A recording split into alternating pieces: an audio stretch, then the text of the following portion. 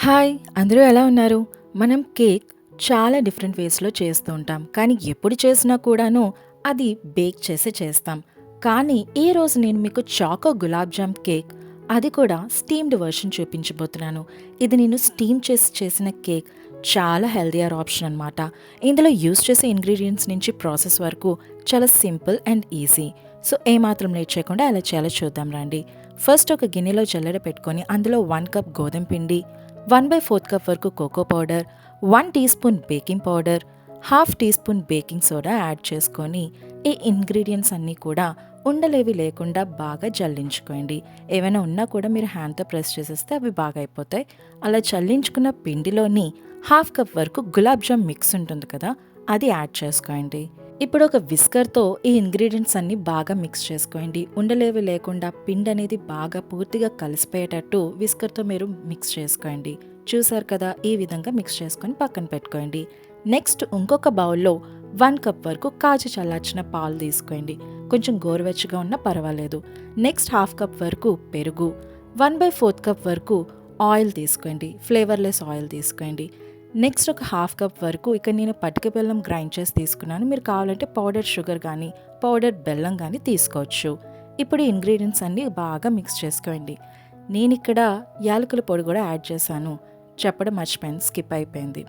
So ingredients అన్నీ బాగా mix చేసుకున్న తర్వాత ఇందులోని ఆల్రెడీ మనం డ్రై ఇంగ్రీడియంట్స్ ఏవైతే ఉన్నాయో అవి యాడ్ చేసుకొని ఇంకొక 1/4 కప్ వరకు పాలు యాడ్ చేసుకోండి.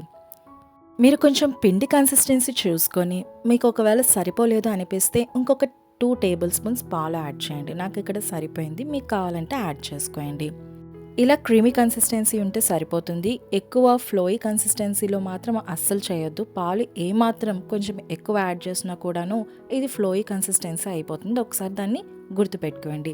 నేను ఇక్కడ ఇలా ఒక తిక్కుగా ఉన్న గిన్నె తీసుకున్నాను. మీరు కావాలంటే బేకింగ్ టిన్స్ ఉంటాయి కదా, అవైనా యూస్ చేయొచ్చు.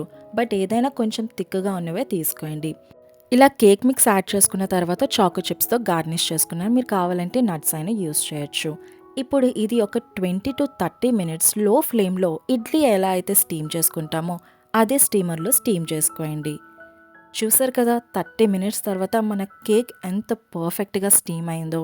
ఇది స్టీమ్డ్ కేక్, దట్టు ఒక హెల్తీ ఆప్షన్ అనమాట. మీరు యూజ్ చేసే గిన్నె కనుక ఇడ్లీ కుక్కర్లో సరిపోకపోతే కుక్కర్స్ ఉంటాయి కదా, మామూలుగా పప్పది ఉడకబెట్టుకుంటాం, అలాంటి అల్యూమినియం కుక్కర్ అయినా యూజ్ చేయొచ్చు. ఒక గిన్నె కానీ స్టాండ్ కానీ ప్లేస్ చేసి కొంచెం వాటర్ వేసి స్టీమ్ చేసుకోండి. పూర్తిగా చల్లారలేదు, బట్ నేను కట్ చేస్తాను. చూడండి ఎంత స్పంజీగా ఉందో. కేక్ చూస్తేనే మీకు అర్థమవుతుంది. ఆ ఎయిర్ బబుల్స్ అనేవి చూస్తే మీకు అర్థమవుతుంది కేక్ ఎంత పర్ఫెక్ట్గా స్టీమ్ అయిందో. ఇక ఏమాత్రం లేట్ చేయకుండా ఈ రెసిపీని వెంటనే ట్రై చేసి పిల్లలకు పెట్టండి. వాళ్ళకి చాలా నచ్చుతుంది.